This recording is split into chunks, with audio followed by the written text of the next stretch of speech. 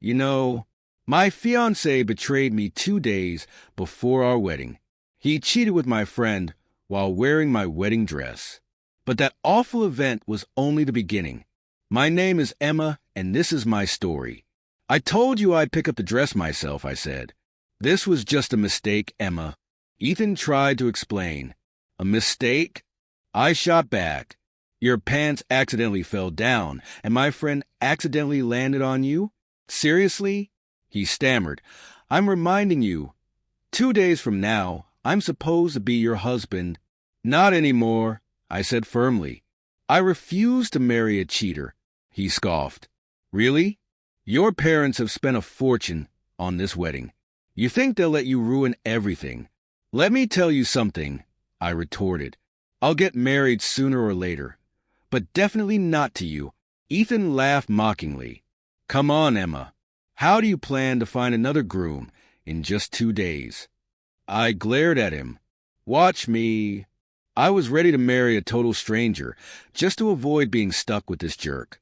That's when I met Ryan. Are you married? I asked him. No, he replied, confused. Single and no kids. Why? Would you like to make $100,000? I asked. Who wouldn't, he said. Great. Here's the deal.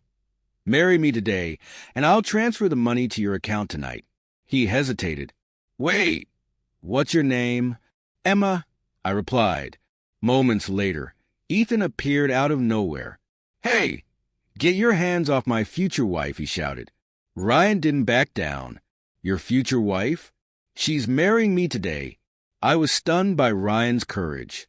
I'd only known him for minutes, yet he was standing up to Ethan like a true hero. 2 plastic rings and 20 minutes at City Hall later, Ryan and I were officially married.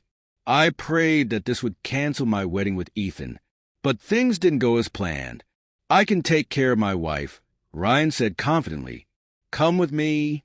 Just this morning, I was a bride preparing for the most beautiful wedding in town. Now, here I was, sitting in an old truck, unsure where I'd spend the night.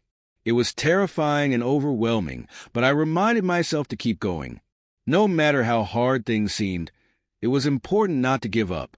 If only we had a proper place to sleep tonight, I muttered.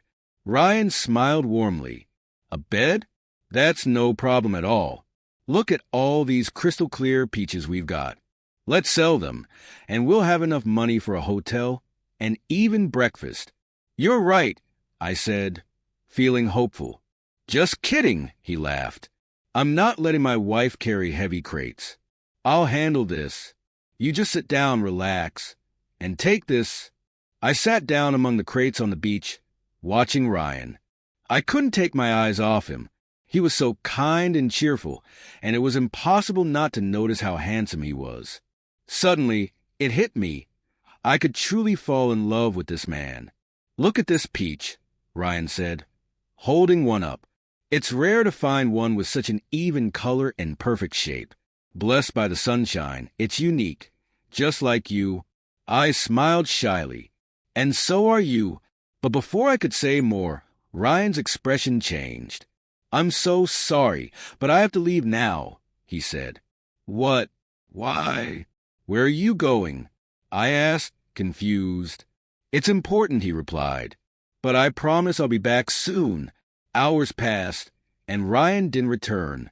I tried to stay calm, but the loneliness crept in. I felt abandoned, unsure of what to do. Suddenly, I heard a familiar voice behind me. When you're happy, and then what? It was Ethan. What are you doing here? I snapped. He smirked. Is he going to set up a box for you to sleep in? Even if he does, that's not enough for you. Whatever he does is none of your business, I said firmly. How long have you been waiting for him? Face it, he's probably taken off with your money. We're meant to be together, Emma. Only with me can you be sure you won't end up on the street surrounded by crates. You don't know anything about him, I shot back. He'll come back. Come on, Ethan insisted. Let's go home. As he tried to pull me away, I suddenly heard Ryan's voice. Take your hands off my wife. I turned, relieved. I thought you ran away. Where have you been? Ryan smiled. I couldn't find the perfect one for my wife. He opened his hand, revealing a dazzling diamond ring. My wife deserves the most beautiful ring. Where did you get that? Ethan sneered. You stole it, didn't you? Ryan stood tall. I didn't steal anything. I'm not a thief. I own a restaurant. The crates we've been loading, they were for my business. I couldn't ignore these gorgeous peaches. They're perfect for the finest desserts I serve my guests. He turned to me and said, I'll always take care of you, no matter what you decide.